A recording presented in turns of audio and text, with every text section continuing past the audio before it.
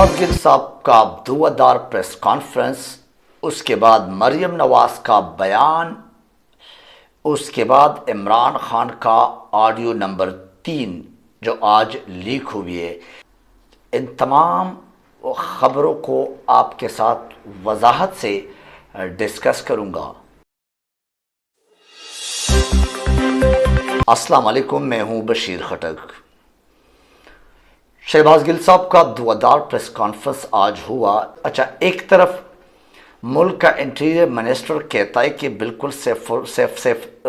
सैफुल्लाह नियाज़ी को FIA ने हिरासत में लिया, वो भी हिफाजती हिरासत में लिया। ये हिफाजती लफ्ज़ पे मैं आपको वजाहत करूँगा कि ये शहबाज गिल साहब ने भी बड़े वजाहत के साथ बताया कि हिफाजती हिरासत क्या होता है, उसमें क्या कुछ होना चाहिए। जबकि दूसरी तरफ FIA कहते कि हमने हिरासत में नहीं लिया। उसकी थोड़ी देर बाद जब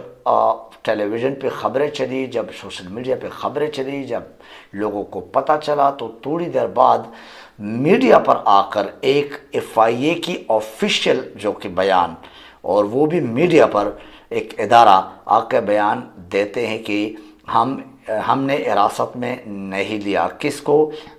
ये सैफुल्लाह नियाज़ी साहब को। इन दोनों में कौन झूठ बोल रहा है ये आपके सामने रख देते कि कौन झूठा है और किसकी बात पर यकीन किया जाए। शहबाज गिल साहब का कहना था कि हिफाजती हिरासत में राना सनाउल्लाह अगर एक इंटीरियर मिनिस्टर होते हुए इस तरह की बात करते कि अपने ही इदारे के बिल्कुल मुनाफी बात करते, बिल्कुल तजाद में बात करते, यानी मीन्स कि इदारा कहता है कि हमने हिरासत में नहीं लिया किसी को भी, और इंटीरियर मिनिस्टर कहते हैं कि हमने लिया लेकिन हिफाजती हिरासत। तो मैंने आपसे कहा था कि हिफाजती हिरासत सामीन क्या है? हिफाजती हिरासत का मतलब ये कि हमने उसको हिफाजत में रखने के लिए हिरासत में लिया। तो क्या राना सनाउल्लाह को जब लिया गया था वो भी हिफाजती हिरासत था जब PTI की हुकूमत में लिया गया था? क्या अब हिफाजत देने के लिए लोगों को हिरासत में लिया जाएगा? क्या एक इंटीरियर मिनिस्टर होते हुए उनके ऊपर ये फ़र्ज़ नहीं कि पूरे कौम के, पूरे 22 करोड़ अवाम के, इन सब के, और फिर अपने PMLN के और PDM के जितने भी वज़राए जो उनके लिए बहुत ख़ास है, उनको भी हिफाजत दिया जाए और उनको भी हिफाजती हिरासत में लिया जाए? ये शर्म की बात नहीं है, ये मज़े का खेज़ बात नहीं है, ये मजाक नहीं है। तो क्या है? समझ से बाहर है कि ये मुल्क किस किस्म के लोगों के हवाले कर दिया है, जिनकी हर रोज़ कोई ना कोई लतीफ़ा, कोई ना कोई इतनी ख़ास शख्सियत और ख़ास एक पोस्ट पे बैठे हुए लोगों का इस किस्म के लतीफ़ा से भरे हुए बयानात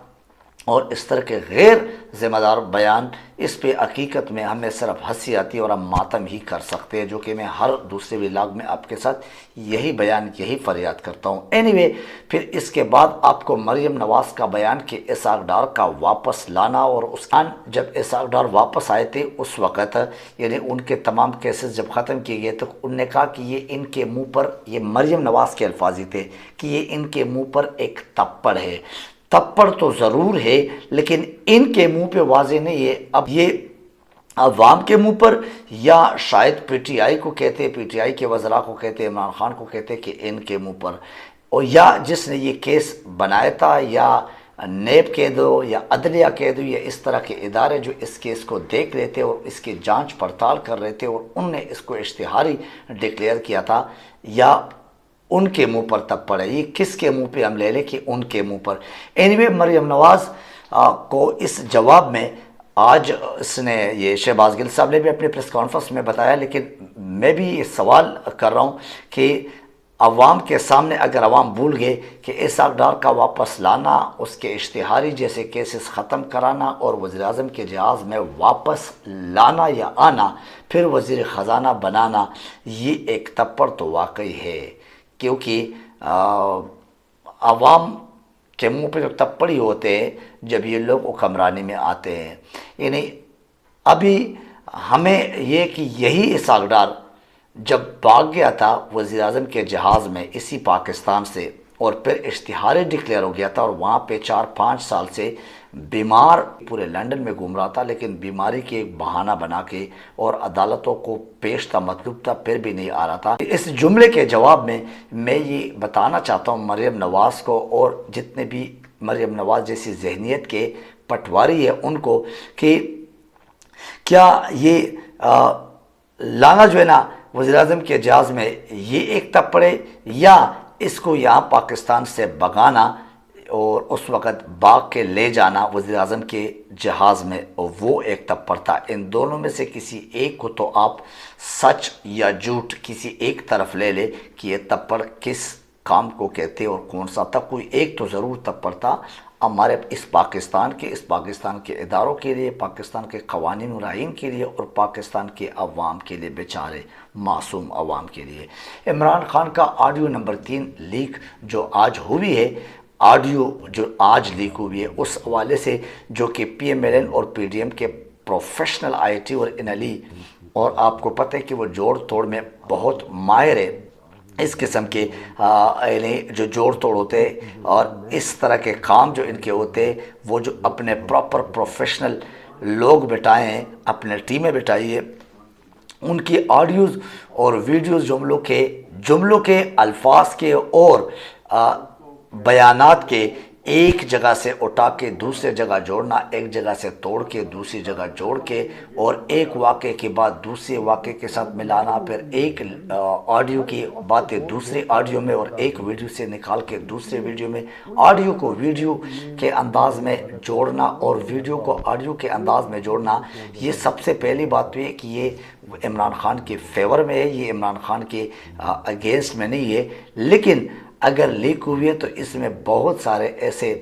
کلپس اور ایسے جگہوں پہ 3-4 جگہوں پہ جو کہ ماہرین ہیں وہ کہتے ہیں، اور خاص تجزیہ کار جو ہے نا وہ کہتے ہیں کہ یہ صاف واضح نظر آتا ہے کہ یہ کٹ پیسٹ والا کوئی معاملہ ہوا ہے، ایک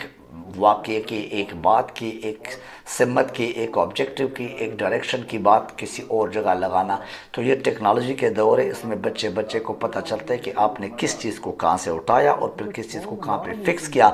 جاہل انسان کو بھی سمجھ آتا ہے کیونکہ یہ social media plus I T and technology کا دور ہے۔ اینی وے، کس بات کا تعلق کس آڈیو سے اور کس بات کو دوسرے بات سے کیسے ملایا گیا، پھر اس کے ساتھ کنیکشن بنتا ہے نہیں بنتا ہے، پھر آواز میں جو اپس ڈاؤن اور پچنگ ہے، وہ سب کچھ عوام کو، جو سننے والے ان سب کو یا دیکھنے والے ان سب کو نظر آ رہا ہے اور سمجھ آ رہا ہے۔ آپ کچھ بھی کریں، نہ تو آپ عوام کو عمران خان سے دور کر سکتے ہیں، نہ عمران خان کو پاکستان کی ڈیولپمنٹ سے، پاکستان کی عوام کے لیے، یعنی جو پاکستان کو آگے لے کے جانے، نہ اس سے آپ روک سکتے، پاکستان کی ترقی سے نہ عمران خان کو آپ روک سکتے۔ تو عوام عمران خان اور جو عبرت، ایک تیسرا عین میں لاتا ہوں یہاں پہ اور اس کی جو انٹری کراتا ہوں، عبرت، یہ تیسرا عین ہے، عوام میں ایک، عمران خان میں 2، اور آپ کو پھر تیسرا عبرت والا جو عین ہے، یہ تیسرے عین عبرت کی طرف بالکل قریب ہے اور لے کے جائیں گے یہی عمران خان اور یہی عوام، اور اسی پاکستان میں انشاءاللہ ان کے جو اس 6-7 مہینوں میں کارکردگی اسی پر اور عبرت کا نشانہ انشاءاللہ بہت جلد بنیں گے۔ امید رکھتا ہوں کہ آپ کو سمجھ آ گیا ہوگا، آپ لوگ اس بات کو، اس کہانی کو اور اس ٹویسٹ کو سمجھ گئے ہوں گے۔ آج کے اس ولاگ سے مجھے اجازت دیجیے، اپنے دعاؤں میں یاد رکھنا، اپنا خیال رکھیے، اپنے ارد گرد کے لوگوں کا خیال رکھیے۔ Thank you very much. اللہ حافظ ناصر۔